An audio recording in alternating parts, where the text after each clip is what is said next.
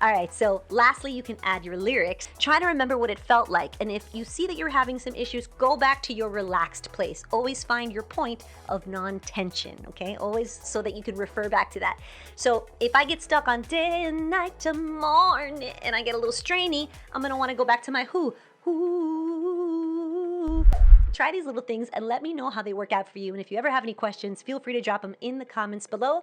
I'm gonna try to see if I can give you some more hacks that'll kind of help you out. Not everybody is really comfortable with scales or even has access to a piano, so this way you can kind of get some stuff done on your own. So be safe, stay hydrated, and I'll see you on the next one.